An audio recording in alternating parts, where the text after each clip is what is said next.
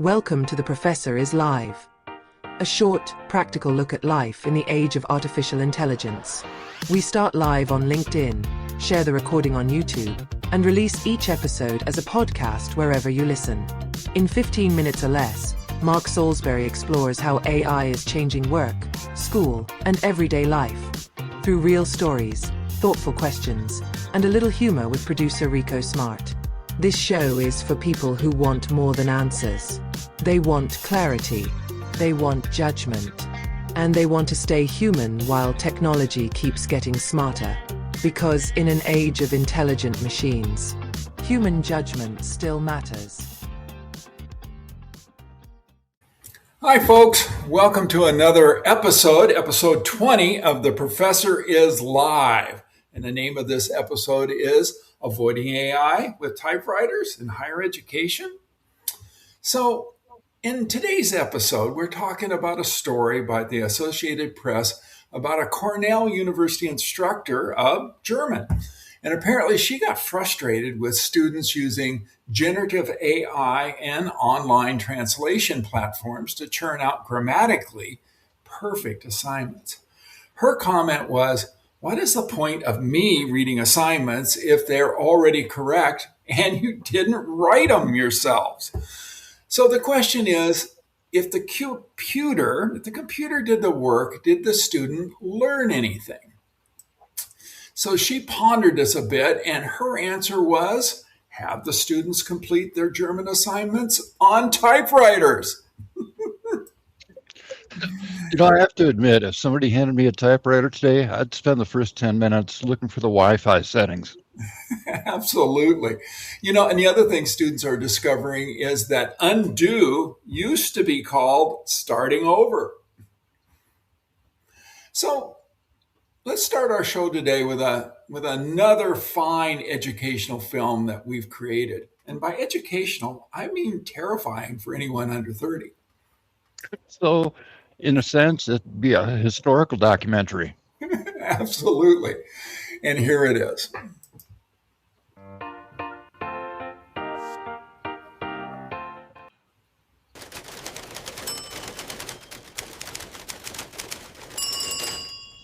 Has anyone typed over 60 words per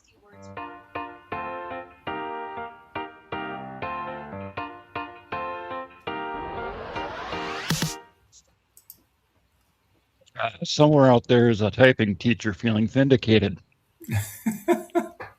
Yes, that's true. That is exactly true. And there's probably somewhere else a student's asking, what is a typewriter exactly? But this got me to thinking about my own teaching. And so I actually gave this some thought. And here's kind of what I came up with. Is I thought, how can I remove AI from my business intelligence class?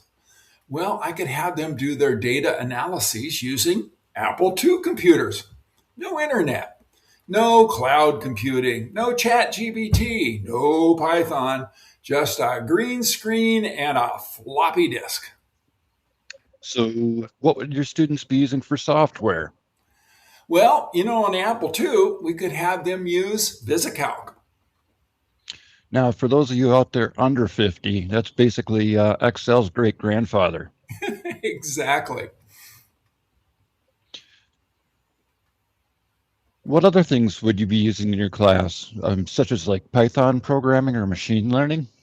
Well, all of that happened after the Apple II was invented. So I guess the good news is that my students wouldn't be using AI to complete their assignments.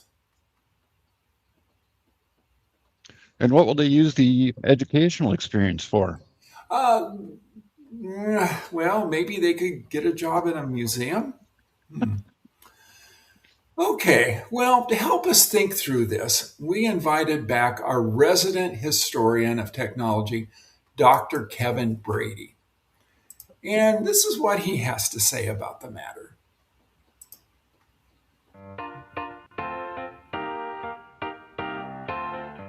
Welcome to Kevin Brady. He's our go-to guy for the history of technology.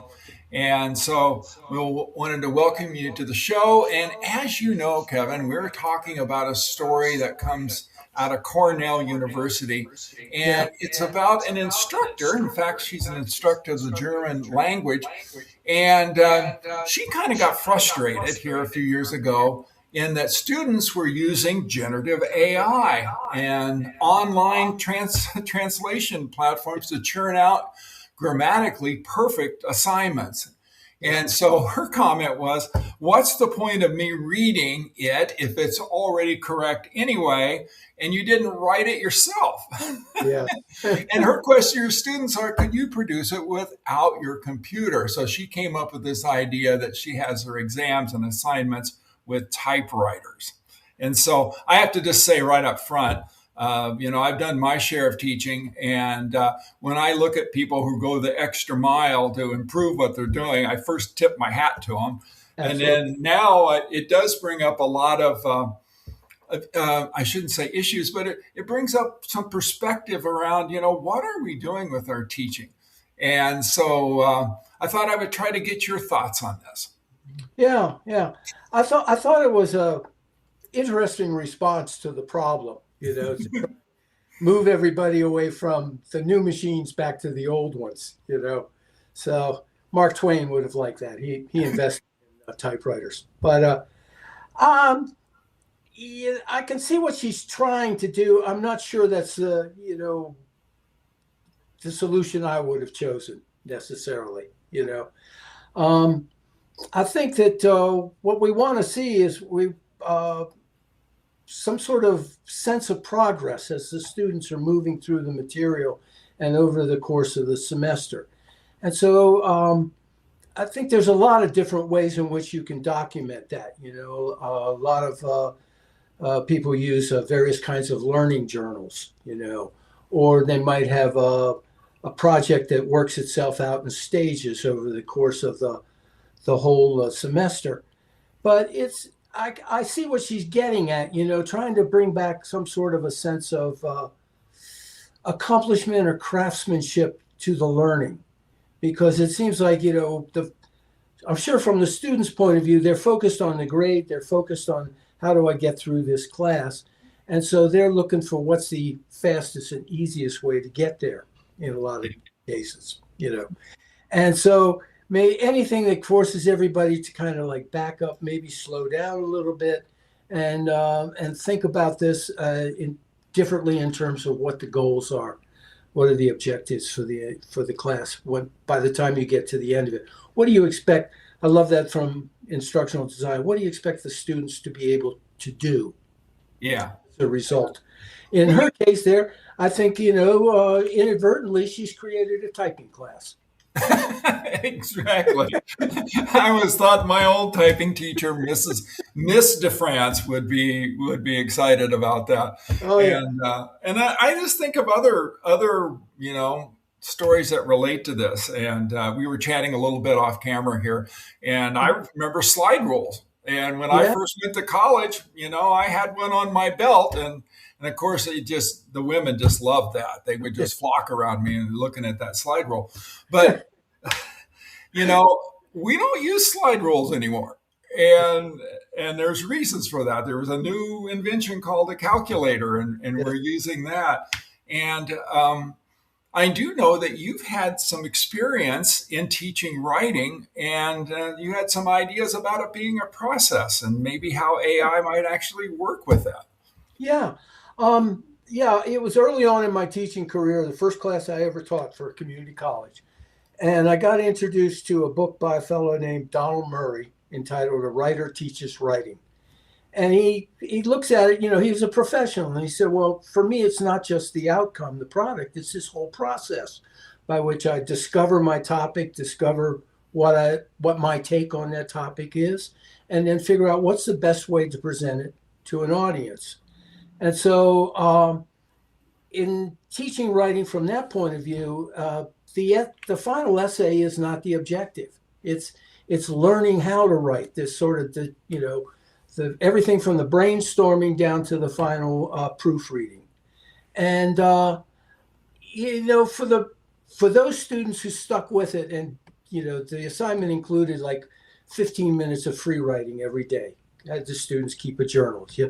Because one of the things Murray also points out is writing's a physical activity. So, like any physical activity, practice makes a difference. The more you do it, the easier it gets to do.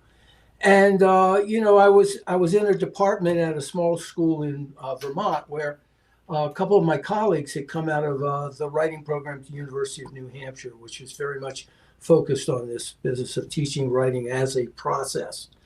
And so then with that, the students can't go to ChatGPT and get an instant essay and hand it to me because I want to see the brainstorming, I want to see the outline, I want to see the drafts as they go along. And what I'm looking for through all of that is the progress, the development of their thinking about the topic, Yeah.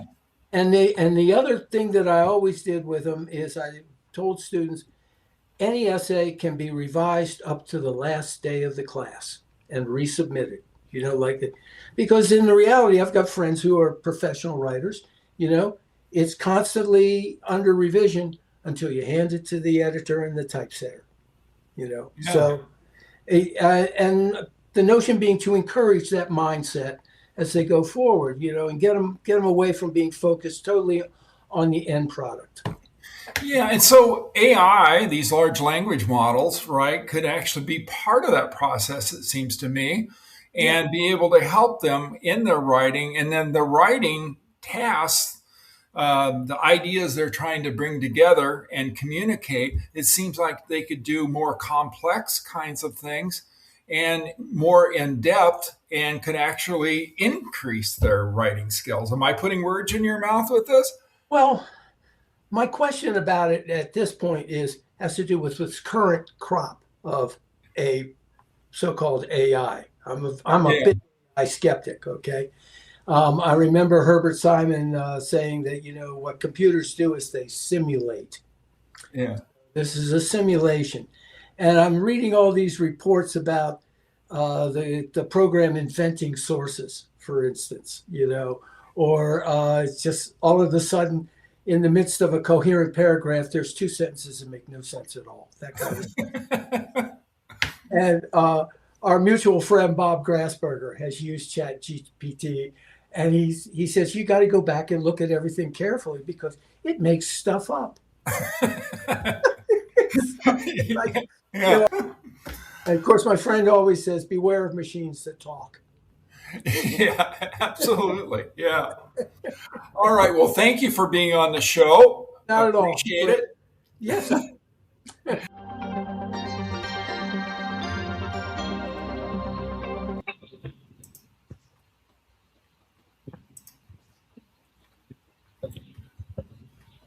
Well, what do you think, Rico? Quite interesting. Thank goodness we're not all going back to typewriters. I would have to invest heavily in whiteout. Exactly. Well, what struck me about Kevin's comments is that the story really isn't about typewriters. It's about what we're trying to teach. For years, educators asked, how do we get students to produce good work? Today, the question is, how do we know students are doing the thinking? Those are very different questions. So let's go and contact yet another expert here, Rico. Let's bring in ChatGPT and into this conversation. So here it is. ChatGPT, are typewriters the future of education? Shall we put that in there? ChatGPT comes back and says no. The deeper issue is not the technology students use. The deeper issue is whether assignments reveal learning. A student can compete or complete an assignment with a typewriter and learn very little. A student can also use AI responsibly and learn quite a deal.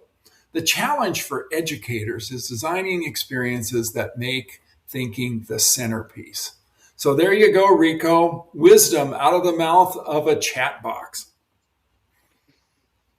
So the solution isn't typewriters. Fairly not. Good.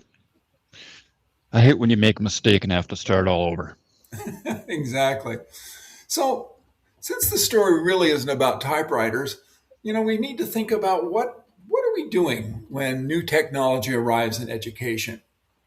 It looks to me like our first instinct is often, how do we stop people from using it? Maybe a better approach for us is, how do we help people use this new technology more wisely? This approach not only applies to classrooms, but it applies to organizations, families, and almost every part of life in the era of AI. Rico, let's ask our audience, would you rather take a class that bans AI completely or a class that teaches you how to use AI responsibly? So let's take a look out there. And I know people are just fighting to get on here because it's just millions of people. And are you seeing what I'm seeing, Rico? I think they're on their typewriters. I think you might be right. So, okay. So, Do you have a quote for us today? I do. And today's quote comes from Alvin Toffler. The illiterate of the 21st century will not be those who cannot read and write, but those who cannot learn and unlearn. So we're coming in for a landing here, Rico. And so what we can, I think, glean from this is that artificial intelligence is one of the most powerful tools ever created. It can help us think. It can help us learn. But the important parts of life still require more than intelligence. They require judgment, responsibility, and real human teamwork. That part still belongs to us. Speaking of real human teamwork, aren't you at a conference in Madrid next week? Very good. I knew you'd help me work this plug in, Rico. Thank you. That's right. I'll be speaking at Architecture, Media, Politics, and Society Conference. Sounds like AMPS, right? But it doesn't have anything to do with electricity. But it is kind of like our TED Talks over here. And the title of my talk is Teaching with AI, Developing Problem Solvers for a Changing World. So, for you folks out there watching or listening to this, if you're interested in thoughtful conversations about life in the era of AI, follow The Professor is Live, and also follow me on LinkedIn.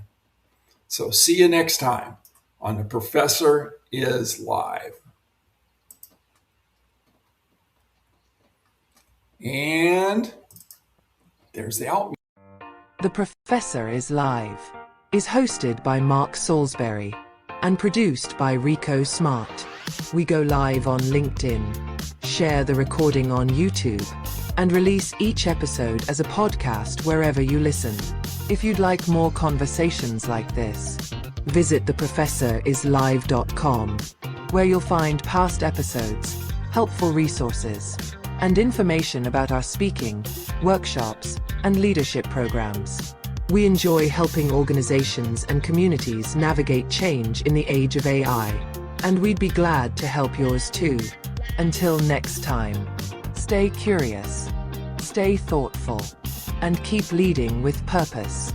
Because in an age of intelligent machines, human judgment still matters.